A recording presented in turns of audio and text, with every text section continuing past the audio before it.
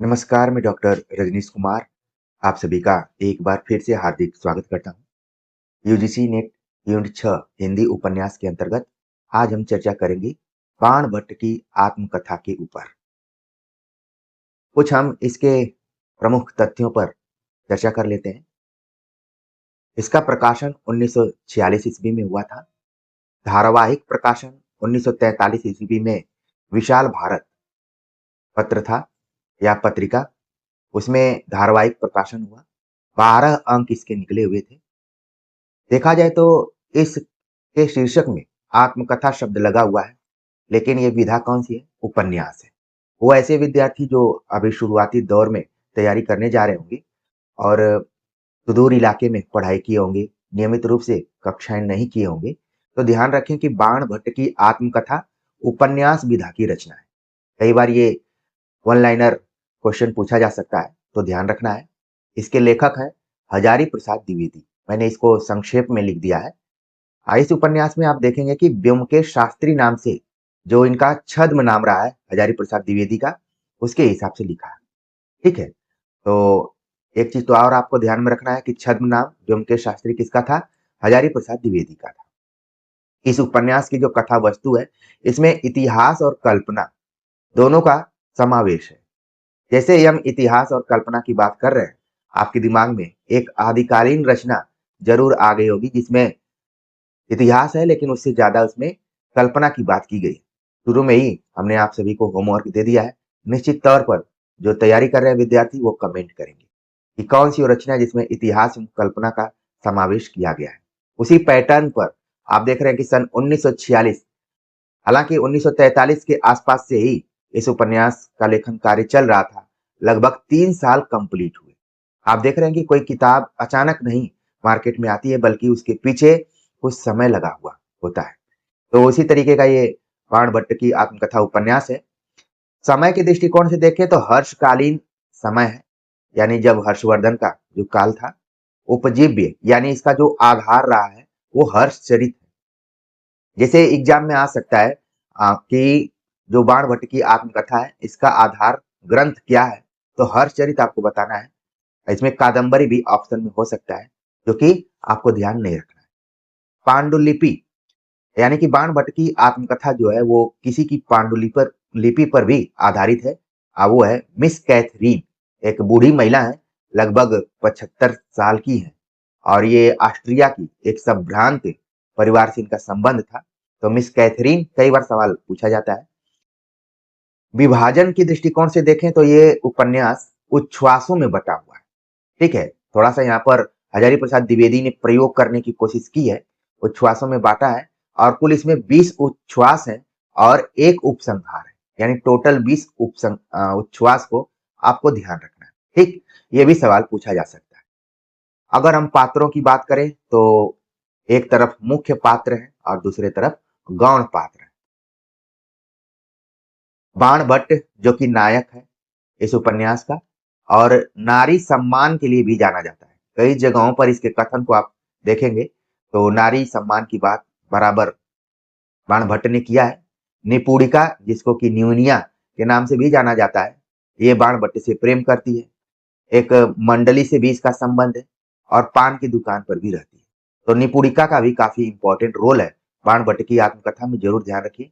भट्टिनी जो कि राजकन्या है, तुगर मिलिंद की कन्या यानी इसके पिताजी का नाम है तुगर मिलिंद। तो सवाल पूछा जा सकता है कि तुगर मिलिंद की पुत्री का नाम क्या है? तो वो भट्टिनी, ठीक है? अगर हम गौड़ पात्रों की बात करें तो अघोर भैरव नाम से ही पता चल रहा है कि ये कोई साधक होगा। साधक भी है तो वाम मार्गी। आदिकाल में एक चल रहा था संप्रदाय जो कि वाम मार्गी था। तो उसी तरीके का है अघोर भैरव। क्योंकि आप देखेंगे कि जो हजारी प्रसाद द्विवेदी हैं, इन्होंने नाथों और सिद्धों पर काफ़ी काम किया है। ठीक है? इन्होंने नाथ संप्रदाय को लेकर किताब भी लिखी हुई है। ठीक है? पुस्तक मेले इत्यादि में जाइए या फिर बुक शॉप पर जाइए, तो ये किताब आपको मिल जाएगी। तो कहीं न कहीं जो उन्होंने कल्पना की है जिस पर उन्होंने रिसर्च किया है, जिन-जिन विषय वस्तुओं पर उनको भी अपनी रचना में उतारने का प्रयास किया है। अघोर भैरव जो कि साधक है, वाममार्गी प्रवृत्ति का है। लोरिक देव जो कि भद्रेश्वर दुर्ग है, वहाँ का स्वामी है। ठीक है? और कहा जाता है कि जो भद्रेश्वर दुर्ग है, ये बलिया जहाँ के हजारी प्रसाद द्विवेदी थे, दुबे का छपरा करके उनका जो निवास स्थान रहा, जन्म स्थान रहा मैं कहूँ, तो ज़्यादा सही होगा, लोरिक देव। सुगत भद्र, जो कि बौद्धिस्ट है, बौद्ध मार्गी है। महामाया, गृह वर्मा की रानी है। सुचरिता, इस उपकथा की नायिका है।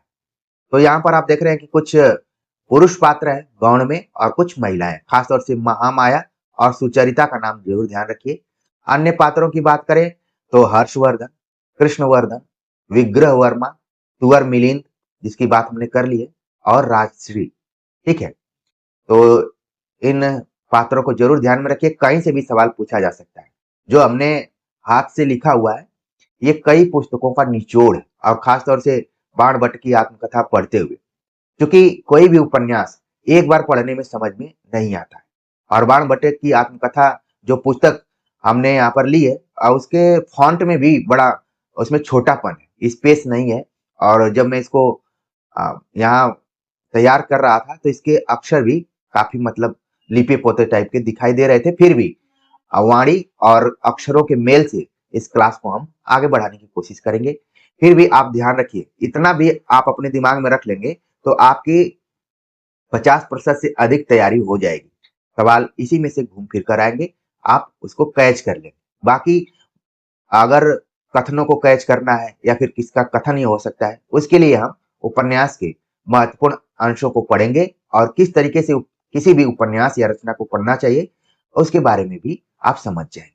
तो सबसे पहले हजारी प्रसाद द्विवेदी ने निवेदन किया है। कई जगहों पर आप देखेंगे इसको आ, आमुख, ठीक है, भूमिका, यहाँ पर इन्होंने एक तरीके से निवेदन किया है। निवेदन क्या किया है, देखते हैं। लिखा कि आत्मकथा प्रकाशित हो रही है।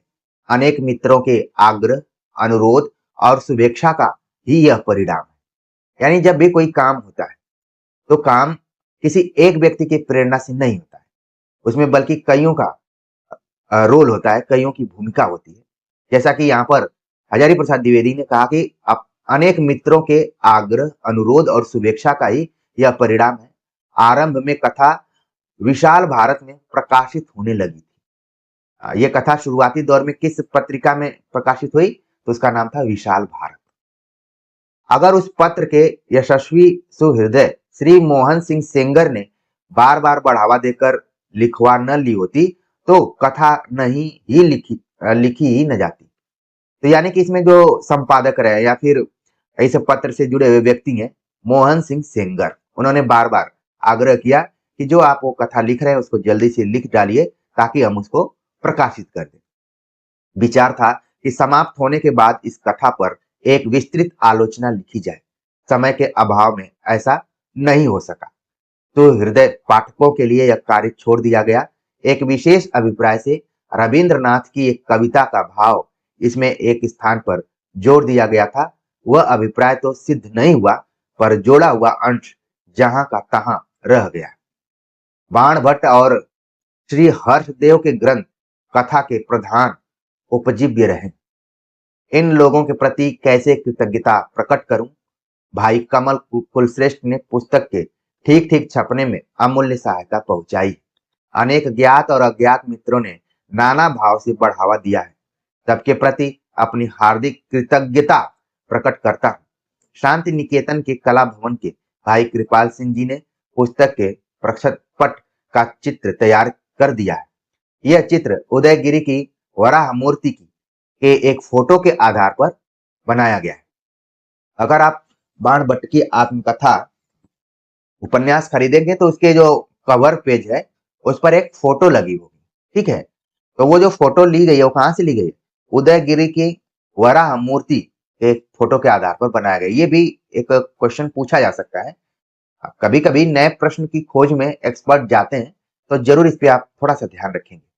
भाई कृपाल सिंह उदयमान कलाकारों में भविष्य में के वे अतुल कीर्ति अर्जन करें, भविष्य में वे अतुल कीर्तन अर्जन करें, यह मेरी प्रार्थना है। ये तो लेखक की जो भी औपचारिकताएं होती हैं उसको निभाया गया है। यहाँ पर आखिर में लिखते हैं, ग्वालियर राज्य के पुरातत्व विभाग ने उदयगिरी की वराहमूर्ति का चित्र भी दिया है और उसके पुस्तक में छापने की अनुमति भी दी है। इस कृपा के लिए मैं उक्त संस्था के प्रति हार्दिक कृतज्ञता प्रकट करता हूँ।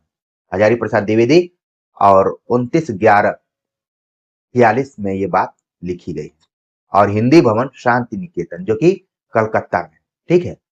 शुरुआती दौर में हजारी प्रसाद द्विवेदी जो कि कोलकाता में विश्व शांति निकेतन में वहां पर कार्यरत रहे, उन्होंने काम किया। तो ये भूमिका उसी जगह पर इन्होंने लिखी हुई और याद आ जा रहा है, जैसे अभी हाल फिलहाल में जो हमारी वस्तुनिष्ठ पुस्तक आई, हमने भी कुछ भूमिका लिखते हुए उसी तरह से जिस स्थान पर कार्यरत हूँ उसका हमने उल्लेख किया है, ठीक है। ये तो हो गया निवेदन। निवेदन में एक तथ्य आपको पता चल गया कि ये जो आत्मकथा है अचानक प्रकाशित नहीं हुई है, बल्कि धारावाहिक रूप में विशाल भारत नामक पत्र में इसका प्रकाशन होता रहा। बाकी सबके प्रति इसमें कृतज्ञता ही प्रस्तुत की गई। अब हम बात करते हैं बाण भट्ट की आत्मकथा कथामुख। हाँ, ये चीज यहाँ पर ध्यान रखना है कि कई जगह आप पढ़ेंगे आमुख, ठीक है, परिचय या फिर भूमिका, ठीक है, या विषय प्रवेश, ये सब चीजें आप पढ़ेंगे।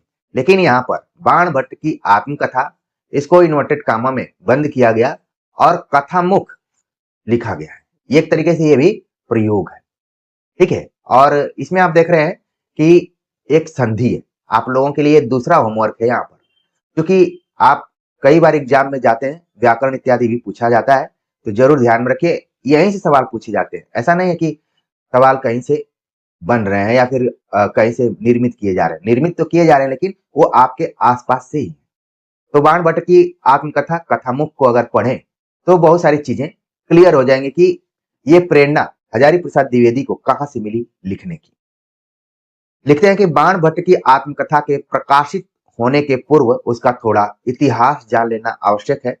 मिस कैथराइन ऑस्ट्रिया के एक संभ्रांत ईसाई परिवार की कन्या है। तो कथा की शुरुआत हो रही है और उसकी ऐतिहासिक पृष्ठभूमि जो है उसके बारे में हजारी प्रसाद द्विवेदी ने बताया कि मिस कैथराइन ऑस्ट्रिया, जिसकी राजधानी वियना है, के एक संभ्रांत ईसाई परिवार की कन्या है।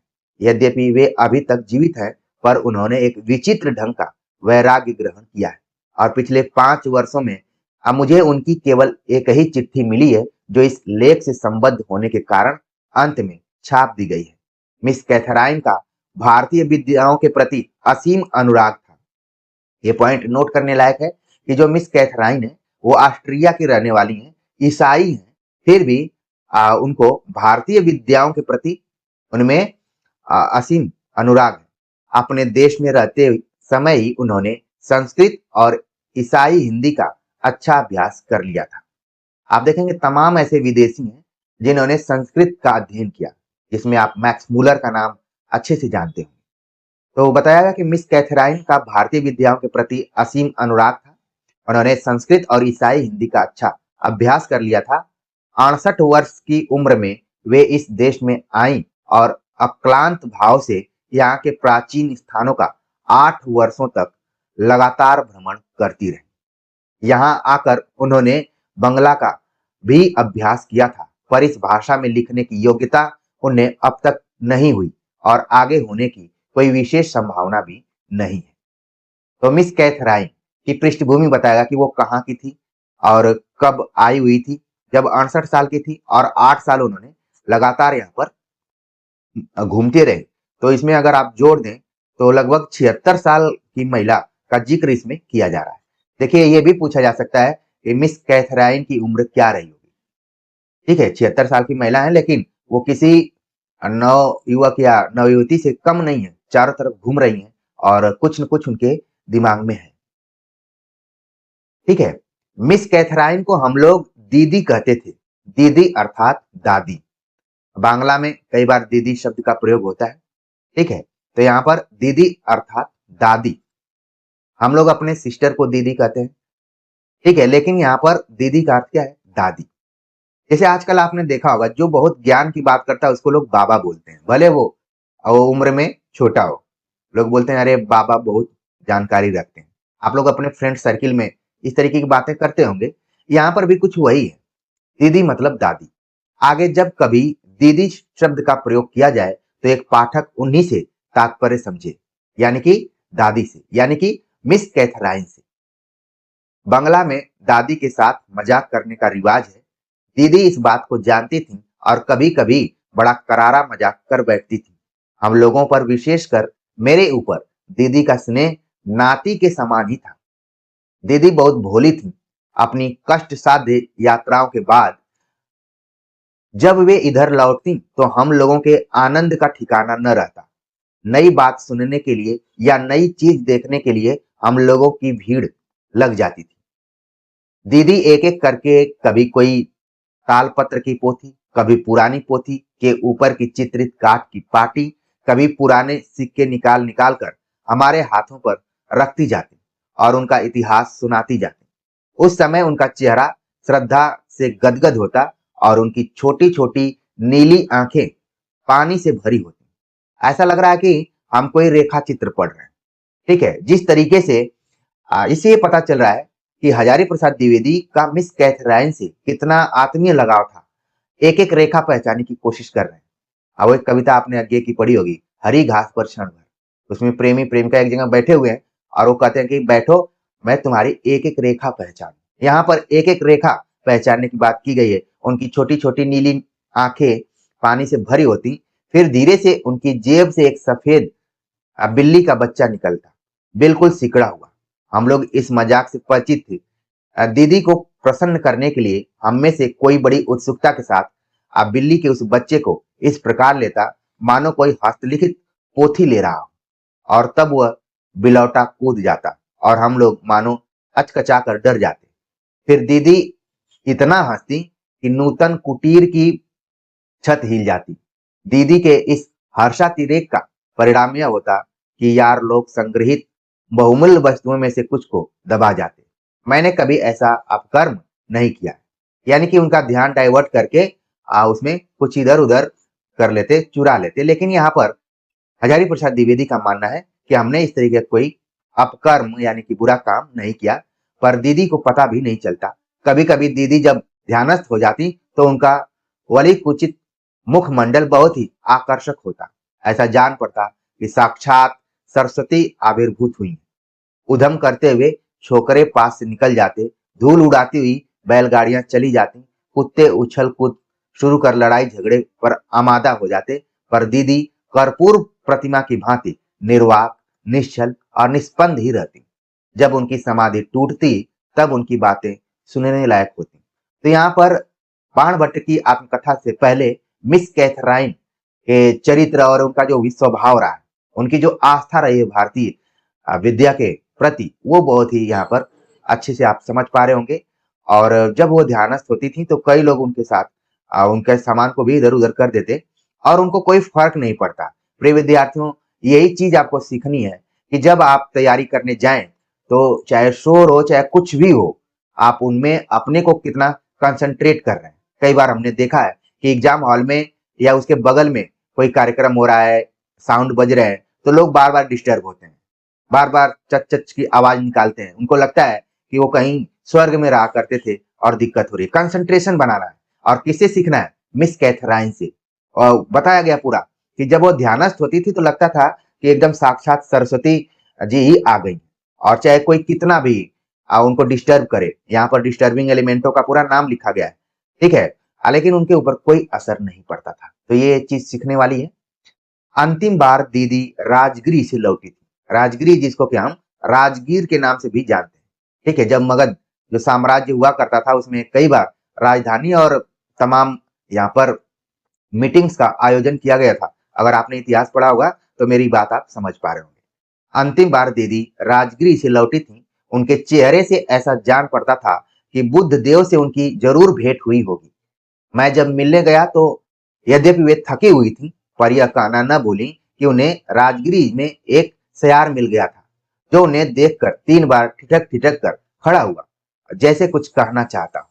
दीदी का विश्वास था कि वह बुद्ध देव का समसामयिक था और उसी युग की कोई बात कहना चाहता था, क्योंकि दीदी ने स्पष्ट ही उसके चेहरे पर एक निरीह करुण भाव देखा था। आहा! उस युग के सयार भी कैसे करुणावान होते थे। मैं समझ गया कि दीदी को अगर छूट दी जाए तो उस श्रृंगार के संबंध में एक पुराण तैयार हो जाएगा और पिंड छुड़ाना मुश्किल हो जाएगा।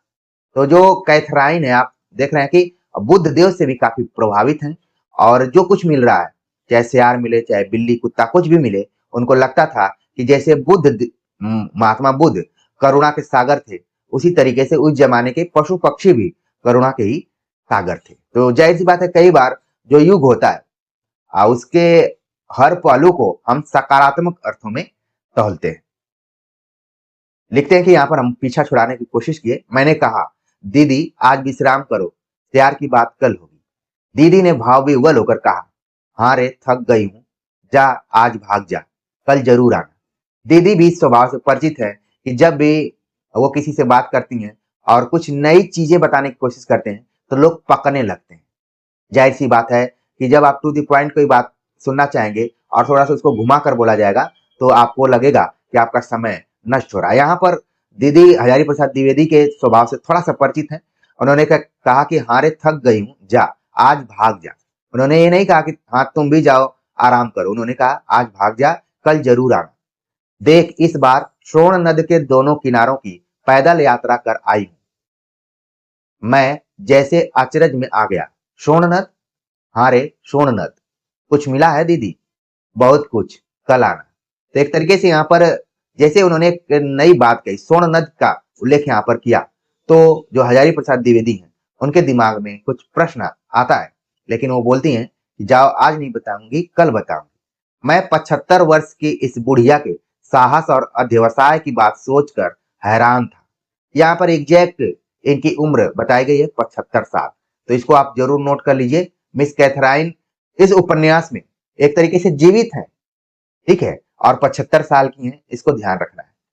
और हजारी प्रसाद द्विवेदी लिखते हैं कि 75 साल की इस बुढ़िया के साहस और अध्यवसाय। यहाँ पर 30-32 साल में ही लोग परेशान होने लगते हैं कि अब मेरे पढ़ने की उम्र बच्ची नहीं रही, अब अन्य जानकार हमें जिम्मेदारियां लेनी। लेकिन यहाँ पर आप देख रहे हैं कि पढ़ने लिखने की कोई उम्र नहीं होती है, उसमें जरूरी है साहस का, अध्यवसाय की। बात सोचकर हैरान था। उस समय उठ गया। आहार के समय एक बार लौट कर फिर आया। सोचा इस समय दीदी को घर पर भोजन के लिए ले चलूं, पर देखा दीदी सामने मैदान में ध्यानस्थ बैठी है। आहा, चांदनी इसी को कहते हैं। सारा आकाश घने नील वर्ण के अछोद सरोवर की भांति एक दिगंत से दूसरे दिगंत तक फैला हुआ था। उसमें राजहंस की भांति चंद्रमा धीरे धीरे तैर रहा था। दूर कोने में एक दो मेघ शिशु दिन भर के थके मांदे सोए हुए थे। नीचे से ऊपर तक केवल चांदनी ही चांदनी फैली थी और मैदान में दीदी निश्चल समाधि की अवस्था में बैठी थी। पास ही खड़ा एक छोटा सा खजूर वृक्ष सारी शून्यता को समता दे रहा था।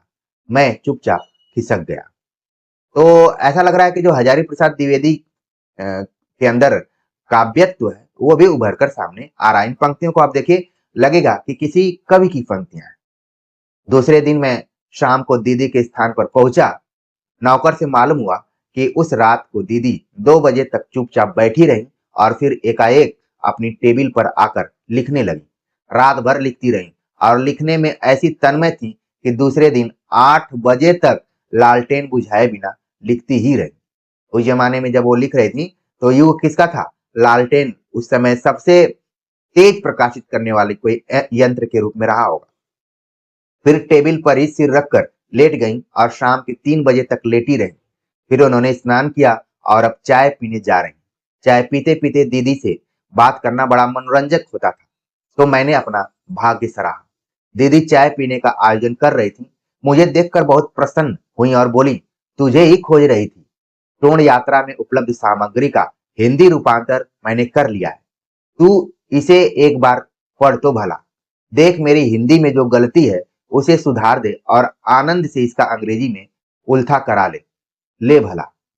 तो वो जो गई हुई थी टोण यात्रा में, वहां से उन्होंने एक मटेरियल लाया हुआ है और उसका हिंदी में रूपांतरण किया है, और इनको एक बार दिखाने के लिए, चूंकि इनके ऊपर क्या करती हैं, विश्वास करती हैं, तो इनको इन्होंने दिखाया।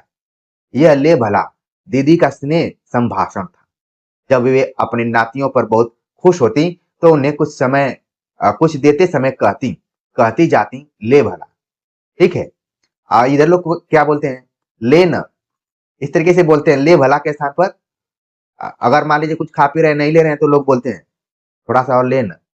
ठीक है, पता नहीं जितने विद्यार्थी यहाँ जुड़े हुए हैं उनके इलाके में किस तरीके से बोला जाता है, आप जरूर कमेंट कीजिए। क्योंकि साहित्य जो है वो भले किसी एक क्षेत्र या जगह के बारे में बताता है या फिर उससे प्रभावित होकर उसमें लिखा जाता है, लेकिन कहीं न कहीं ये जो चीजें हैं अलग-अलग क्षेत्रों में भी पाई जाती हैं। तो यहाँ पर है, आज तक इस स्नेह वाक्य के साथ चाय और बिस्कुट ही मिला करते थे, पर आज मिला कागज का एक बड़ा सा पुलिंदा। पूरी पांडुलिपि जिसकी चर्चा हमने ऊपर की है। दीदी ने उसे देकर कहा कि यह उनकी 200 मील की पैदल यात्रा का सुपरिणाम, यानी जो कागजों का एक पुलिंदा मिला हुआ है वो इनको अचानक नहीं मिला है, उसके लिए इनको 200 मील की पैदल यात्रा करना पड़ा है, मतलब उसको पाने के लिए यात्रा करना पड़ा है। और आप सभी यहाँ पर जुड़े हुए हैं, यूजीसी नेट की मैं बात कर रहा हूँ, नौकरी प्रधान परीक्षाओं की भी बात करता हूँ, वो भी क्या है, यात्रा ही है। इसलिए कभी घबराना आपको नहीं है, कहीं न कहीं आपका स्टेशन ज़रूर आएगा, आप उतर जाएँगे, यानी कि सफल हो जाएँगे। तो यहाँ पर दीदी ने उनको दिया और कहा कि ये जो कुछ मैं लाई हूँ, पैदल यात्रा का सुपरिणाम है। फिर कहने लगी, तू इसे आज ही रात को ठीक कर ले और कल 5 बजे की गाड़ी से कलकत्ते जाकर टाइप करा ला। परसों मुझे इसकी कॉपियाँ मिल जानी चाहिए। मैंने सकुचाते हुए कहा, दीदी कोई पांडुलिपि मिली है क्या?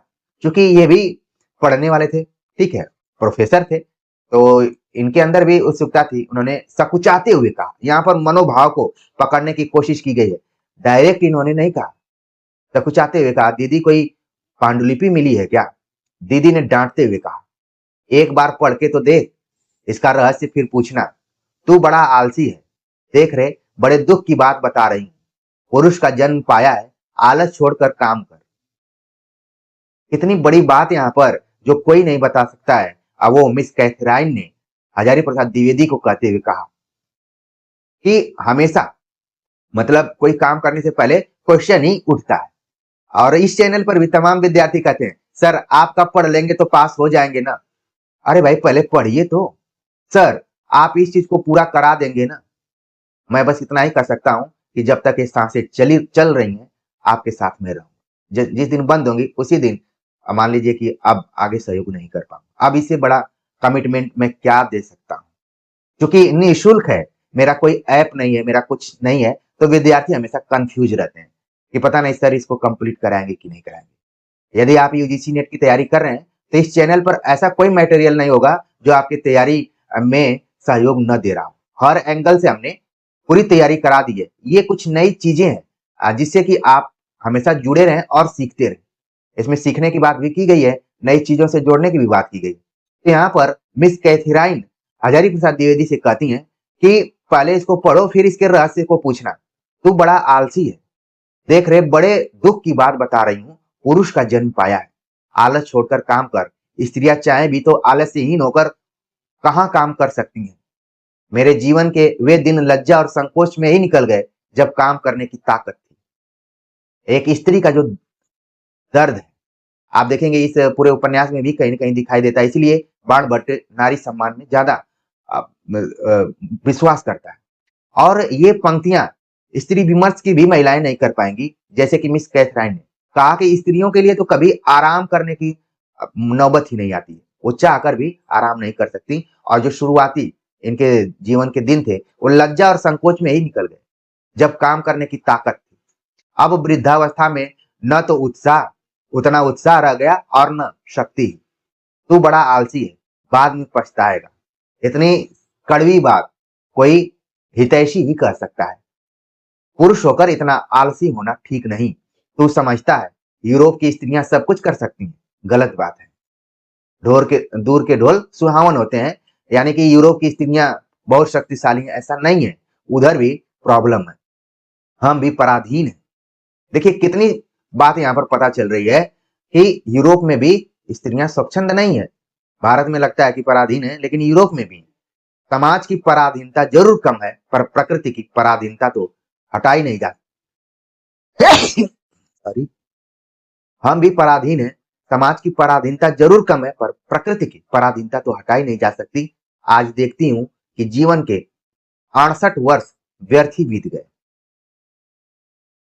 मैंने देखा दीदी की आंखें गीली हो गई हैं और उनका पोपला मुख कुछ कहने के लिए व्याकुल है, पर बात नहीं निकल रही। यानी कि क्या हो गई? भावुक हो गई। जैसे शब्द ही न मिल रहे हों। न जाने किस अतीत में उनका चित्त धीरे-धीरे डूब गया और मैं चुप बैठा रहा। उस दिन भी दीदी का चाय पीना नहीं हुआ। जब दीदी का ध्यान भंग हुआ, तो उनकी आँखों से पानी की धारा झर रही थी और वे उसे पोंछने का प्रयत्न भी नहीं कर रही थी।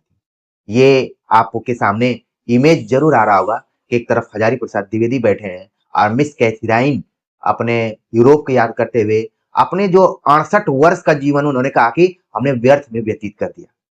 प्रिय विद्यार्थियों, इससे सीखने की जरूरत है कि समय रहते, वक्त रहते हमें सावधान हो जाना चाहिए, आलस्य को छोड़ देना चाहिए या फिर जो भी बाधा टाइप के तत्व हैं।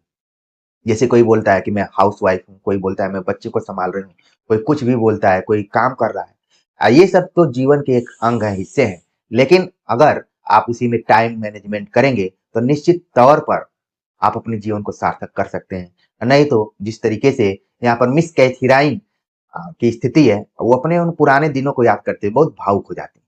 अब जो कि अब वापस नहीं आने वाले। मैंने अनुभव किया कि दीदी किसी बीती हुई घटना का ताना-बाना सुलझा रही हैं। उधर से ध्यान हटाने के लिए मैंने प्रश्न किया, "दीदी, आजकल सोन में नावें चलती हैं?" दीदी ने मुस्कुरा दिया।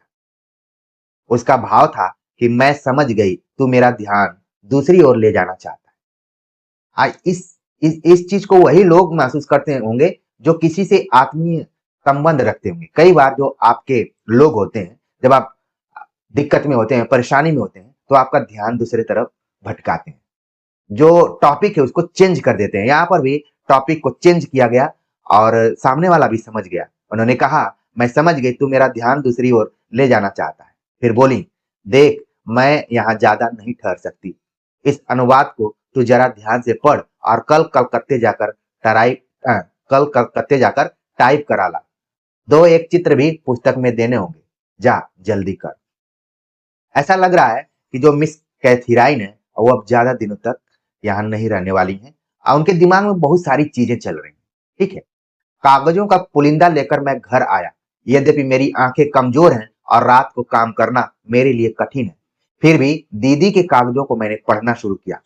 शीर्षक के स्थान पर मोटे मोटे अक्षरों में लिखा था, अथ बाण भट्ट की आत्मकथा लिख्यते। ये लिखा हुआ था। इस चीज को आप नोट कर लीजिए, क्योंकि आप शुरू करेंगे उच्छ्वासों से तो चीजें नहीं समझ में आएंगी। इसीलिए हमने इस पूरे आमुख को, कथा मुख को पढ़ाने की कोशिश की है। उम्मीद है कि जो सीरियस विद्यार्थी होंगे अभी तक इस चैनल से बने होंगे। बाण भट्ट की आत्मकथा। तब तो दीदी को अमूल्य वस्तु हाथ लगी है। मैं ध्यान से सारी कथा पढ़ गया। मुझे अपार आनंद आ रहा था। इतने दिन बाद संस्कृत साहित्य में एक अनोखी चीज प्राप्त हुई है। रात यूं ही बीत गई। सवेरे मैं कलकत्ते को रवाना हो गया। वहां 1 सप्ताह रुकना पड़ा। लौट कर आया तो मालूम हुआ कि दीदी काशीवास करने चली गई हैं। किसी को कोई पता ठिकाना नहीं दे गई। आप देख रहे हैं, ये सवाल पूछा जा सकता है कि पोथी देकर जो मिस कैथरीन है, वहां का वो कहाँ चली गई? वो काशी में आ गई। और काशी आप जानते हैं कि अंतिम समय लोगों की इच्छा रहती है कि यहाँ पर, ऐसा लग रहा है कि मिस कैथरीन को लग रहा है कि अब उनका बहुत जीवन नहीं बचा हुआ है। यानी कि वो कलकत्ता से कहाँ आ गई? काशी आ गई। इस चीज को आपको ध्यान रखना है। 2 साल तक वह कथा यूं ही पड़ी रही। एक दिन मैंने सोचा कि बाण भट्ट के ग्रंथों से मिलाकर देखा जाए कि कथा कितनी प्रामाणिक है। कथा में ऐसी बहुत सी बातें थीं जो उन पुस्तकों में नहीं है। इनके लिए मैंने समसामयिक पुस्तकों का आश्रय लिया और एक तरह से कथा को नए सिरे से संपादित किया। आगे जो कथा दी हुई है वह दीदी का अनुवाद है और फुटनोट में जो पुस्तकों के हवाले दिए हैं वे मेरे हैं। कथा ही असल में महत्वपूर्ण है। टिप्पणियां तो उसकी प्रामाणिकता की सबूत है। बहुत दिनों तक दीदी का कोई समाचार नहीं मिला। मैं अब उनके दर्शन की आशा छोड़ बैठा था। एक दिन अचानक मुगल सराय स्टेशन पर दीदी के दर्शन हो गए। चूंकि हजारी प्रसाद द्विवेदी उत्तर प्रदेश के रहने वाले थे, बलिया के रहने वाले थे, तो इनका आना जाना था मुगल सराय स्टेशन। जब मैं बातचीत कर रहा हूँ तो इसका नाम बदल दिया गया है। ये आपके लिए होमवर्क है। बहुत सारे लोग मुगल सराय के आसपास के होंगे भी। ठीक है, दीनदयाल उपाध्याय स्टेशन शायद इसका नाम हुआ है। तो उसी स्टेशन पर दीदी के दर्शन हो गए। वे गाड़ी बदल रही थी और बहुत ही व्यस्त दिख रही थी। मुझे देखकर वे जरा भी प्रसन्न नहीं हुई। मतलब जब वो मिली हैं तो लगभग 77-78 साल की हो गई होंगी। अगर देखा जाए 2 साल के बाद की जब बात की गई। तो इनको देखकर वो प्रसन्न भी नहीं हुई। केवल कुली को डांट कर कहती रही, संभाल के ले चल, तू बड़ा आलसी है। इनका ये पसंदीदा वाक्य लग रहा है। किसी को भी देख रही हैं तो बोले कि तू बड़ा आलसी है। मैंने सोचा कुली भी आलसी है। फिर मैंने चिल्लाकर कहा, दीदी तुम क्या पहचानती भी नहीं? वाह रे! दीदी रुक गई, बोली, देखो मैं बहुत दुखी हूं, वह बिल्ली धोखा दे गई। मैंने कहा, क्यों, क्या हुआ? दीदी बोली, कमबख्त स्त्री निकली। देख ना, 5 बच्चे दिए हैं, मैं कहां तक संभालूं? यानी जिस बिल्ली को वो पालती थी वो 5 बच्चे दिए थे और फिर छोड़कर चली भी गई थी। उन्होंने कहा कि कमबख्त स्त्री निकली। ये देखिए पंक्ति बहुत कुछ यहाँ पर कह रही है। एक तरीके से इसको हास्य मजाक में ही लिया जा सकता है। मैंने बात काट कर कहा, दीदी वह आत्मकथा मेरे ही पास पड़ी है। दीदी गुस्से में थी, रुकी नहीं। गाड़ी में बैठकर उन्होंने एक कार्ड फेंक कर कहा, मैं देश जा रही हूं, ले मेरा पता, ले भला। यानी कि वो कहाँ जा रही थी? ऑस्ट्रिया। मैंने कार्ड संभाला और दीदी की गाड़ी चल दी। नीचे बाण भट्ट की आत्मकथा दे रहा हूं। दीदी ने उसे प्रकाशित करने की आज्ञा दे दी है। ध्यान देने की बात है कि बाण भट्ट की अनान्य अन्यान्य अन्यान्य मतलब एक से अधिक पुस्तकों की भांति यह आत्मकथा भी अपूर्ण ही है। यानी कि जो हम लोग बाण भट्ट की आत्मकथा पढ़ रहे हैं वो पूरी कथा नहीं है। इसको बाण भट्ट की भी कई रचनाएं थी ना जो अधूरी थी, उसी तरीके से ये भी आत्मकथा क्या है? अधूरी ही है। ठीक। तो प्रिय विद्यार्थियों, उम्मीद है कि आप सभी ने मिस कैथीराइन और हजारी प्रसाद द्विवेदी का जो आत्मीय संबंध है उसको बहुत अच्छे से समझ लिया होगा। और जो बाण भट्ट की आत्मकथा है उसकी जो नींव है वो कहाँ से है उसको भी आपने बहुत ही अच्छे से समझ लिया होगा कि इसमें बहुत सारी चीजों को मिस कैथीराइन की जो पांडुलिपि है उसको लिया गया है और कुछ प्रामाणिकता के हिसाब से हजारी प्रसाद द्विवेदी ने भी इसमें काम किया है। अब इसकी शुरुआत होती है। प्रथम उच्छ्वास को हम थोड़ा सा देखेंगे जिससे कि आप स्टोरी से जुड़ जाएं और खुद ब खुद किताब उठाकर इसको पढ़ना शुरू कर दें। अथ अथ बाण भट्ट की आत्मकथा लिखते, ये पूरा शीर्षक है और प्रथम उच्छ्वास। शुरुआत हो रही है इसके संस्कृत से। ठीक है। थोड़ा सा इसमें इसके अक्षरों में बहुत स्पष्टता नहीं है तो मैं इसको छोड़ता हूं और आगे हम पढ़ते हैं। यद्यपि बाण भट्ट नाम से ही मेरी प्रसिद्धि है पर यह मेरा वास्तविक नाम नहीं है। इस नाम का इतिहास लोग न जानते तो अच्छा था। मैंने प्रयत्न पूर्वक इस इतिहास से लोगों को अनभिज्ञ रखना चाहा है पर नाना कारणों से अब मैं उस इतिहास को अधिक नहीं छिपा सकता। मेरी लज्जा का प्रधान कारण यह है कि मेरा जन्म जिस प्रख्यात वात्स्यायन वंश में हुआ है उसके धवल कीर्ति पट पर यह कहानी एक कलंक है। यानी जो बाण भट्ट है उनका संबंध किस वंश से है? वात्स्यायन वंश से। यानी कि सच्चिदानंद हीरानंद वात्स्यायन अज्ञे, वात्स्यायन वही वात्स्यायन। ठीक है। तो यहाँ ध्यान रखना है कि बाण भट्ट, यहाँ पर कहा कि मेरी प्रसिद्धि तो बाण भट्ट के नाम से है लेकिन मेरा वास्तविक नाम ये नहीं है। लोग जानने की कोशिश करते हैं, अगर न जाने तो ज्यादा बेहतर होगा। और इसको मैं क्यों छिपाने का प्रयास किया था, लेकिन अब इतना हो गया है कि अब छिपा भी नहीं सकता। मेरी लज्जा का कारण क्या है कि जिस ये प्रख्यात वात्स्यायन वंश से इनका संबंध है उसके धवल कीर्ति यानी जो उसका झंडा है उसके उस पर एक कलंक है। कैसे कलंक है आगे हम देखेंगे। मेरे पितृ पितामहों के गृह वेदाध्यायियों से भरे रहते थे। उनके घर के सुख सारिकाएं भी विशुद्ध मंत्रोच्चारण कर लेती थी। और यद्यपि लोगों को यह बात अतिशयोक्ति जचेगी पर यह सत्य है कि मेरे पूर्वजों के विद्यार्थी उनके सुख सारिकाओं से डरते रहते थे। वे पद पद पर उनके अशुद्ध पाठों को सुधार दिया करती थी। हमारे पूर्वजों के घर यज्ञ धूम से निरंतर धूमायित रहते थे परंतु यह सब मेरी सुनी हुई कहानी है। अपने पिता चित्रभानु भट्ट को तो मैंने स्वयं देखा है। यानी बाण भट्ट के पिताजी का नाम यहाँ पर चित्रभानु भट्ट। जरूर ध्यान रखिए, पूछा जा सकता है, इंपॉर्टेंट तथ्य। यदि मैं कहूं कि सरस्वती स्वयं आकर अपने पाणी पल्लवों से मेरे पितृदेव के होमकालीन श्रम शिखरों को पोछा करती थी, तो इसमें कुछ भी अतिशयोक्ति नहीं होगी, यानी अतियुक्ति नहीं होगी, क्योंकि उषः काल से लेकर सूर्योदय के 2 मुहूर्तों तक निरंतर हवन करने के बाद जब मेरे पिता पसीने से तर होकर उठते थे, तो सीधे अध्यापन के कुशासन पर जा बैठते थे। यही उनका विश्राम था। इसी समय विद्यार्थियों को वेदाभ्यास कराते-कराते उनके श्रम बिंदु सूखते थे। इसे सरस्वती का पसीना पोंछना न कहूँ तो क्या कहूँ? ऐसी ही कृति पिता का मैं पुत्र था, जन्म का आवारा, गप्पी, अस्थिर चित्त और घुमक्कड़। यहाँ पर कई बार हमने देखा है कि जितना मेहनत पिता करते हैं, उतना मेहनत उनके पुत्र नहीं करते हैं। उनके मेहनत का ही वो एक तरीके से उपयोग करते हैं। कुछ बाण भट्ट भी है। उन्होंने कहा कि जब मेरे पिताजी इतने बड़े रचनाकार, यहाँ पर कृति शब्द आप देख रहे हैं कि वो किसी चीज की निर्माता, किसी को बनाने में अपने को अपना पूरा जीवन खपा दिया। उन्हीं का मैं पुत्र था। कैसा था? जन्म का आवारा था। ऑप्शन में पूछा जा सकता है ए बी करके ऐसे। गप्पी था, खाली गप लड़ाता था। अस्थिर चित्त था, एक जगह रुकने वाला नहीं था, और घुमक्कड़ था। ये सवाल पूछा जा सकता है। मुझे पूरा विश्वास है कि अभी तक जितने भी विद्यार्थी हैं वो वीडियो लेक्चर को छोड़कर नहीं गए होंगे। प्लीज इसी तरीके से देखते रहिए, क्योंकि आप पढ़ने के लिए पूरा पढ़ जाएंगे, लेकिन जो आज बाण भट्ट की आत्मकथा आपने समझी होगी, उम्मीद के मुताबिक समझी होगी, आपने देखा कि जिस तरीके से बाण भट्ट के पिताजी पढ़ाते पढ़ाते या काम करते करते पसीना छोड़ देते थे, हमारी भी वीडियो आपने कई जगहों पर देखी होगी। ऐसा नहीं है कि मैं खूब एसी इत्यादि लगाकर बैठा हूँ और खूब इंजॉयमेंट के साथ पढ़ा रहा हूँ, नहीं। हम आप ही के जैसे कमरे में से पढ़ाते हैं और कोशिश करते हैं कि बहुत ही अच्छे से अपने विद्यार्थियों को समझा दें, जो कि जीवन भर याद रखें। तो बाण भट्ट का स्वभाव क्या रहा है? अब वो ये मानता है कि जैसे पिताजी थे वैसा मैं नहीं कर पाया, इसी कारण वो अपने को कलंकित के रूप में देखता है। तो बाण भट्ट के स्वभाव से आप परिचित हो गए कि जन्म का आवारा, गप्पी, अस्थिरचित्त और घुमक्कड़ था। आगे वो कहानी बताते हैं।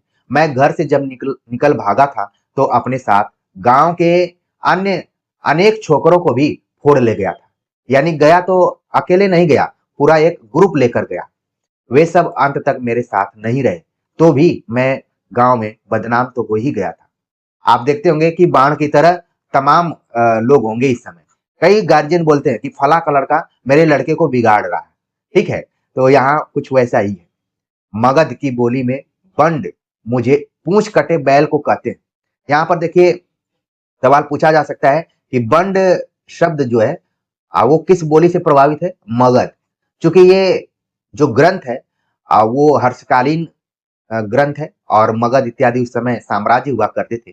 तो मगध की बोली में बंड को क्या कहा जाता था? पूंछ कटे बैल। पूंछ कटे बैल पता नहीं आप लोगों ने देखा होगा कि नहीं। कुछ पहले पशु होते थे, उनके पूंछों में पता नहीं क्या हो जाता था, तो पूंछ कट जाती थी, चाहे वो भैंस हो चाहे बैल हो।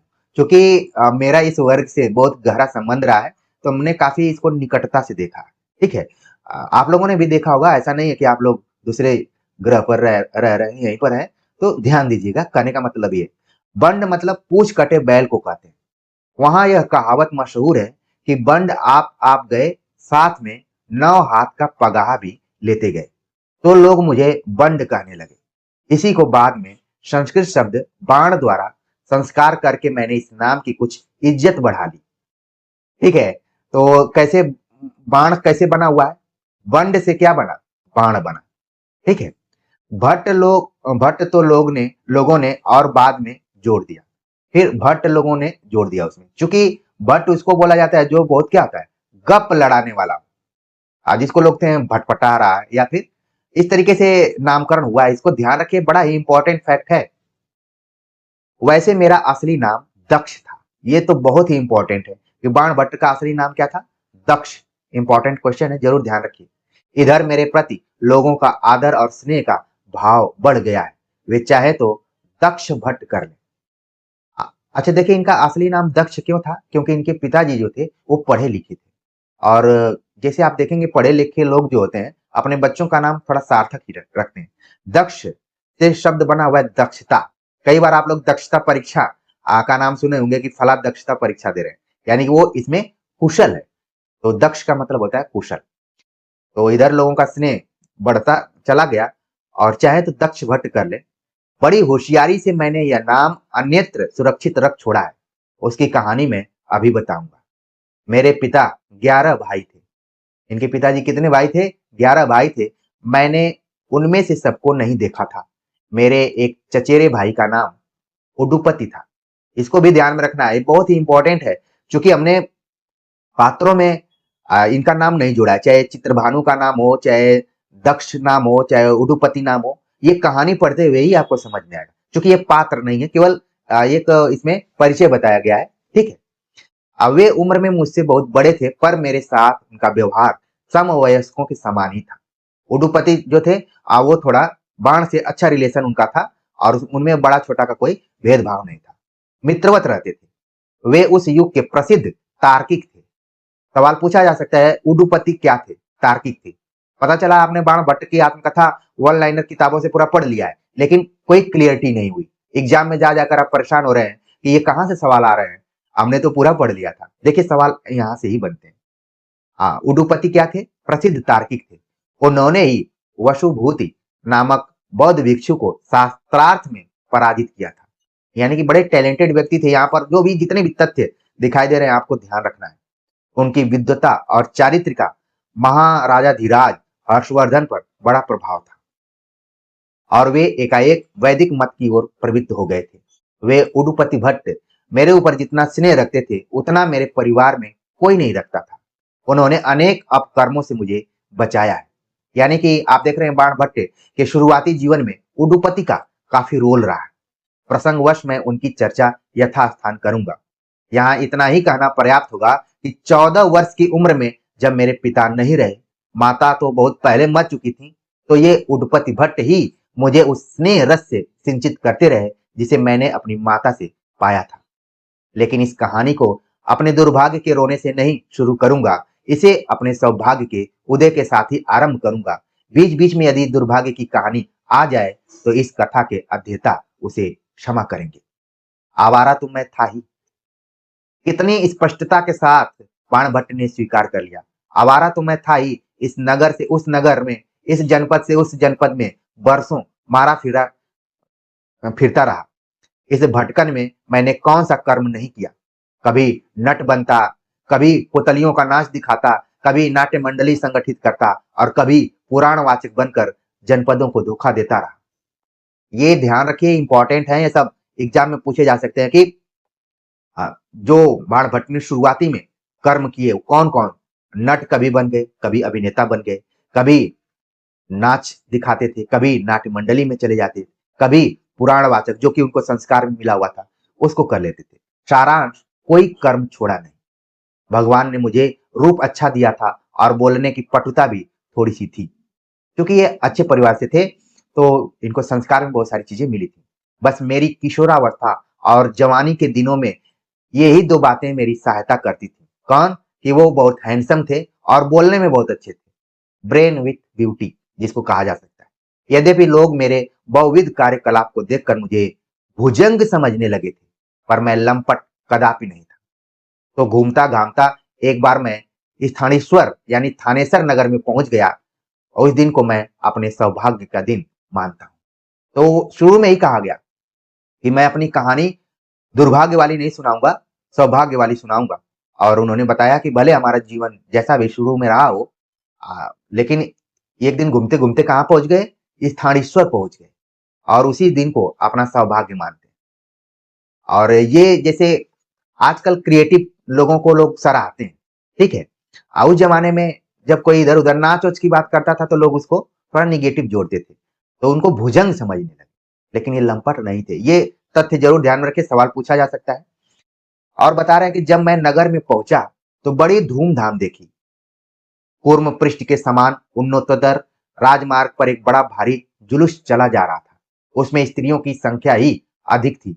राजबधुएं बहुमूल्य शिविकाओं पर आरूढ़ थीं। साथ साथ चलने वाली परिचारिकाओं के चरण विघ्न जनित नुपुरों के कोंकण से दिगंत शब्दायमान हो उठा था। वेग पूर्वक भुजलताओं के उत्तोलन के कारण ही मणिजड़ित चूड़ियां चंचल हो उठी थी। इसमें बाहुलताएं भी झंकार करने लगी थी। उनकी ऊपर उठी हथेलियों को देखने से ऐसा लगता था मानो आकाश गंगा में खिली हुई कमलनियां हवा के झोंकों से विलुलित होकर नीचे उतर आई। भीड़ के संघर्ष से उनके कानों के पल्लव खिसक रहे थे। वे एक दूसरी से टकरा जाती थीं। इस प्रकार एक का कयूर दूसरे की चादर में लगकर उसे खरोच डालता था। पसीने से घुल घुलकर अंगराग उनके चिनांशुकों को रंग रहे थे। साथ में नर्तकियों का भी एक दल जा रहा था। उनके हंसते हुए वदनों को देखकर ऐसा भान होता था कि कोई प्रस्फुटित कुमुदों का वन चला जा रहा है। उनकी चंचल हार लताएं जोर जोर से हिलाती हुई उनके वक्ष भाग से टकरा रही थीं। खुली हुई केश राशि सिंदूर बिंदु पर अटक जाती थी। निरंतर गुलाल और अबीर के उड़ते रहने के कारण उनके केश पिंगल वर्ण के हो उठे थे और उनके मनोरम गान से सारा राजमार्ग प्रतिध्वनित हो उठा था। इसको अगर हम बहुत ही आराम से समझने की कोशिश करें, जैसे आप देखते हैं ना, हल्दी कार्यक्रम होता है शादी विवाह में, तो लोग बहुत सज धज के रास्ते में पर बैंड बाजा के साथ जाते हैं। कुछ उसी तरीके का है। बाण जैसे उस नगर में पहुंचते हैं और वहां का जो दृश्य है आप देख रहे हैं कि खूब लोग बढ़िया से पहन ओढ़कर गाते हुए इंजॉय करते हुए आगे बढ़ रहे हैं। ये हल्दी वाला कार्यक्रम मैंने कई बार सड़कों पर देखा है, आप लोगों ने भी देखा होगा और इसमें आपने भागीदारी भी की होगी। ऐसे ही कोरिलेट करके आपको देखना है, क्योंकि हम उस दृश्य को तो नहीं ला पाएंगे, लेकिन जो दृश्य हमारे आसपास है उससे हम समझ सकते हैं। बाण आगे लिखते हैं, मैं नगर के एक चौराहे पर खड़ा खड़ा मुग्ध भाव से यह दृश्य देख रहा था। इसका सबसे मजेदार हिस्सा वह था जिसमें राजमहल में रहने वाले बौने, कुबड़े, नपुंसक और मूर्ख लोग उद्धत नृत्य से विह्वल होकर भागे जा रहे थे। इसमें अन्य जो भी जिनको समाज में हाशिए के रूप में देखा जाता है, वो लोग भी इसमें शामिल थे। एक वृद्ध कंचुकी की दशा बड़ी दयनीय हो गई थी। उसके गले में एक नृत्य परायण रमणी का उत्तरीय वस्त्र अटक गया था और खींचतान में पड़ा हुआ बेचारा बूढ़ा उपहास का पात्र बन गया था। राजकन्याओं का स्थान जुलूस के ठीक मध्य में था। यहाँ का नृत्य गान संयत, गंभीर और मनोहारी था। एक और भेरी, मृदंग, पटह, काहल और शंख के निनाद से धरित्री फटी जा रही थी और दूसरी ओर राज्य कन्याओं के कपोल तली के आंदोलित मणिमय कुंडलों और उत्पल पत्रों से जगमगाती हुई शिविकाएं बीच बीच में सनुपुर चरणों के ईशत झंकार से मुखरित हो उठती थी। यानी एक तरफ तो गाना बजाना हो रहा है, दूसरी तरफ जो महिलाएं आभूषण धारण की हुई हैं उनके भी उसमें आपस में टकराने से जो ध्वनि उत्पन्न हो रही है, ये हम केवल कल्पना ही कर सकते हैं। और वर्तमान समय में शादी विवाह का जो भी यह खुशी का जो पल होता है उसको इससे जोड़कर देख सकते हैं कि स्थिति वैसी ही रही होगी। सबके पीछे राजा के चारण और बंदी लोग विरुद्ध गान करते हुए जा रहे थे। उनमें से कुछ तो आनंदातिरेक में ऐसे मदमस्त थे कि मुख से ही एक विशेष प्रकार के वाद्य का काम ले रहे थे। जुलूस के पार होने में 2 दंड समय बीत गया और मैं निश्चल प्रतिमा की भांति इतनी देर तक खड़ा रहा। तो एक चीज आप देख रहे हैं यहाँ पर, जो जुलूस निकला हुआ है उसके शुरुआती में कौन है, ये सवाल पूछा जा सकता है, बहुत ही इंपॉर्टेंट है। शुरुआती में आप देख रहे हैं कि जुलूस निकल रहा है, उसके मध्य भाग में जो है वो राजकन्याओं का है, ठीक है। और सबसे पीछे का जो भाग है वो एक तरीके से राजा के जो भी चारण, ठीक है, इस तरीके से बटा हुआ है, ठीक है। जैसे हम लोग कई बार झांकियां देखते हैं, कुछ झांकी जुलूस का वो अर्थ ये भी हो सकता है, उसी टाइप से निकल रहा है। जब जुलूस निकल गया तो मैं जैसे नींद से जागा। नगर वासियों से पता चला कि महाराजा धीराज श्री हर्षदेव के भाई कुमार कृष्णवर्धन के घर पुत्र जन्म हुआ है। मैं शादी विवाह की बात कर रहा था, यहाँ पर ये लोग कहाँ जा रहे हैं, जो श्री हर्षदेव के भाई कुमार कृष्णवर्धन है उनके घर पे उनको बेटा पैदा हुआ है और आज उसका नामकरण संस्कार होने जा रहा है। बेटा बहुत पहले का ही पैदा हुआ है, लेकिन उसका नामकरण रखा जाएगा कि क्या इसका नाम। मैंने जब यह सुना तो क्षण भर के लिए मेरा चेहरा उतर गया, क्योंकि नाम में कुछ नहीं रखा हुआ है। मुझे अपनी दशा याद आ गई। एक ऐसे भाग्यवान है जिनके जन्म पर इतना उत्सव मनाया जा रहा है और एक मैं अभागा हूं जो देश विदेश मारा मारा फिर रहा हूं। मुझे मेरा जन्म याद आ गया। मेरी माता मेरे जन्म के कुछ वर्ष बाद ही परलोक सिधार गई थी। पिता उस समय वृद्ध हो चले थे, यानी बहुत लेट इनका जन्म हुआ था ऐसा लग रहा है। अपने अध्ययन अध्यापन यजन याजन के अनेक विध कर्म बहुल जीवन में उन्हें मेरे पालन पोषण का गुरुभार भी संभालना पड़ा था। स्नेह बड़ी दारुण वस्तु है, ममता बड़ी प्रचंड शक्ति है, क्योंकि वृद्ध पिता के थके जीवन में भी एक और उपसर्ग आ जुटा और फिर भी वे अक्लांत चित्त से मुझे संभालते रहे। ये पंक्ति देखिए कितनी बड़ी कही जा रही है कि स्नेह बड़ी दारुण वस्तु है, ममता बड़ी प्रचंड शक्ति है। ये इंपॉर्टेंट करके नोट कर लीजिए। मैं उम्मीद कर रहा हूँ कि अभी तक विद्यार्थी जुड़े होंगे, क्योंकि मेरी कोशिश है कि आपके सामने इस पूरे उपन्यास का जो भी एक तरीके से विमोचन मैं खोल दूं उस पर्दे को, जो पर्दा आपके आंखों पर लगा हुआ था। तो स्नेह बड़ी दारुण वस्तु है, ममता बड़ी प्रचंड शक्ति। होम वेदिका से उठकर जब वे अध्यापन के कुशासन पर बैठते तो मेरा धूल धूसर कलेवर प्राय उनकी गोद में होता। मैंने उनसे जितना स्नेह पाया उतनी विद्या नहीं पाई। 14 वर्ष की अवस्था में वे मुझे अनाथ छोड़कर चले गए। 14 वर्ष की उम्र में ही अगर माता और पिता दोनों का साया उठ जाए तो फिर अच्छा नहीं लगता है। तो यहाँ पर देखिए थोड़ी सी कारुण्य की स्थिति उत्पन्न हो रही है। कोई भी भावुक हो सकता है। मेरे जीवन में कुछ सार है, वह मेरे पिता का स्नेह है। उसी से मैं बिगड़ा भी और बना भी। आज इस आनंद के कोलाहल ने धक्का देकर मुझे अपने पिता की गोद में फेंक दिया। मैंने एक बार आकाश की ओर देखा।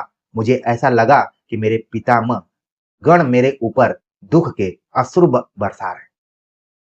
कहाँ वेदाध्यायियों का यशोशिशु शुक्लीकृत सप्तविष्ट वंश का, और कहा मैं अभागा बंड। हे धरित्री फट जाओ ताकि मैं छिप जाऊं। एकाएक मेरे मन में आया कि क्यों न कुमार कृष्णवर्धन के पुत्र जन्म के अवसर पर बधाई दे आऊं। आशीर्वाद देना तो ब्राह्मण का धर्म है, कर्तव्य है, पेशा है। इतनी बड़ी बात यहाँ पर कही जा रही है। ये उस समय का कि ब्राह्मण का धर्म क्या है, आशीर्वाद देना, कर्तव्य, पेशा, तीनों चीजों के बारे में बताया गया। यद्यपि मैं योजना बनाकर कोई कार्य नहीं कर पाता और यही कारण है कि मैं कोई भी पुस्तक समाप्त नहीं कर सका, पर निश्चय करने में बिल्कुल देर नहीं करता। तो ज्यों ही यह विचार मेरे मन में आया, मैं कुमार के गृह को प्रस्थान करने का आयोजन करने लगा। उस दिन मैंने डट के स्नान किया, शुक्ल अंगराग धारण किया, शुक्ल पुष्पों की माला धारण की, आगुल्फ शुक्ल धौत उत्तीर्ण धारण किया। यही मेरा प्रिय वेश था। जो एक होता है ब्राह्मण का वेश, वही पूरा इन्होंने धारण किया और भगवान त्रयंबक के चरणों में अश्रुधावत प्रणाम निवेदन करके चल पड़ा। उस समय संध्या हो आई थी। भगवान मारीच माली के किरणें पृथ्वी तल को छोड़कर तरु शिखरों पर और वहां से भी उठकर अस्तगिरी के चूड़ा पर जा बैठी थी। धीरे धीरे चांदनी बिछा गई। उस दिन शुक्ल पक्ष की त्रयोदशी थी। मैं अत्यंत पुलकित होकर कुमार कृष्णवर्धन के घर की ओर चला। एक बार भी मैंने यह नहीं सोचा कि इस समय वे मुझसे मिलना चाहेंगे या नहीं। मेरे मन में आज विचित्र उमंग थी। आज ही मानो मेरा सारा कलुष धुल गया था और मेरा मन तथा शरीर लघु भार हो गए थे। मैं अब निश्चय कर चुका था कि अपनी लंपटता की बदनामी को हमेशा के लिए धो दूंगा। आज मैं कुमार कृष्णवर्धन से मित्रता करूंगा और 10 दिन के भीतर ही महाराजाधिराज का भी कृपा पात्र बन जाऊंगा। फिर मेरा गृह यज्ञ धूम की कालिमा से दिशाओं को धवल बना देगा। फिर मेरे द्वार पर वेद मंत्रों का उच्चारण करती हुई सुख शारिकाएं बटुक जनों को पद पद पर टोका करेंगी। मैं अब वात्स्यायन वंश का कलंकित कदापि न रहूंगा। तो ये बाण के मन में सारी चीजें चल रही हैं, पर मेरा भाग्य अब भी किसी अदृष्ट के कंटक में उलझा हुआ था। जो होना था वह हो गया और जो होना चाहिए वह न हुआ। इसके बाद मुझे एक ऐसी घटना लिखनी है जिसे लिखते समय मुझे आज भी भय और आशंका से कांप उठना पड़ता है। मैं जिस बात से बचना चाहता था उसी से टकराना पड़ा। भाग्य को कौन बदल सकता है? विधि की प्रबल लेखनी से जो कुछ लिख दिया गया उसे कौन मिटा सकता है? अदृष्ट के पारावार को उलीचने में अब तक कौन समर्थ हुआ है? यानी कि जो चीजें निर्धारित हैं वो चीजें चलती ही रहती हैं। तो प्रिय विद्यार्थियों, मुझे उम्मीद है कि आपको बाण भट्टे की आत्मकथा उपन्यास पढ़ने में रुचि जागृत हुई होगी और किसी भी लाइब्रेरी में जाकर आप इस उपन्यास को पूरा खत्म कर देंगे, क्योंकि हमने आपको उसके तरफ बढ़ा दिया है, पूरा खोल दिया, सारी चीजों को समझा दिया। आप सभी के कमेंट का हमें इंतजार रहेगा कि ये जो भी शुरुआती अंश को हमने पढ़ाया है वो सभी आपको कैसा लगा। मिलते हैं एक नए टॉपिक के साथ, तब तक के लिए नमस्कार।